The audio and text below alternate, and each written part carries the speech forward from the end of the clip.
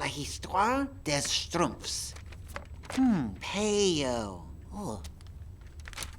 That's us. Yes, this is the one. We sat down with Veronique Culliford, the daughter of Pierre Culliford, better known as Peo.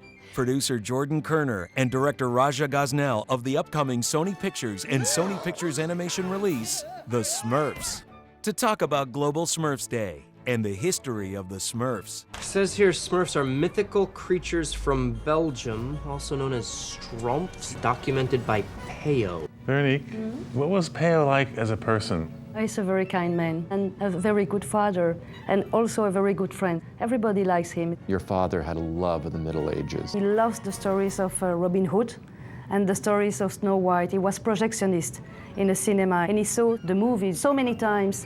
While busy working on his popular comic strip Johan and Pee-wee, Peo created the enchanted characters as part of a new storyline. But what to call them? And he said what name they can have. And then he remembered that he had a conversation with a friend during a lunch. He would like just to have the salt on the table. And I don't remember the name, the salt. He said, give me the Smurf, Strumpf in French. Okay, to review. You guys come from a magic forest where you live in oversized mushrooms. Yes. You're being chased by an evil wizard, Yeah. and you like to use the extremely imprecise term Smurf for just about everything. Smurf, exactly. A lot of people ask me why are the Smurfs blue, and I'd say because they're Smurfs. But was there a reason behind the color? My father said they cannot be human, they cannot be green because they are not coming from Mars or another place. And he had a problem and asked my mother. And my mother chose the blue because we have to see them directly, and in the green of the forest and the brown of the forest, it's the best color. They became so popular, Peo decided they deserved their own comic to the delight of their fans. You're all named after your personalities? Do you get your names when you're born or after you've exhibited certain traits? Yep. I remember hearing stories about how your father would find inspiration for some of the Smurf characters in the home and in the neighborhood, you know, like specifically Smurfette. People said that he take my hair, like an example. Then he take the drawings, and he took pictures, and then he made a Smurfette like that. Modeled after you. Oh, yes. Smurfalish. Soon, Smurf mania took over the world. The Smurfs were everywhere, including a hugely successful television series. When I first was introduced to the Smurfs around 1980, and I saw them, I realized these are incredibly unique little characters. Now, 30 years later, the beloved mythical creatures are hitting the big screen. Oh my Smurf. We wanted to make it very different than the cartoon. We wanted to put the Smurfs in a live-action world.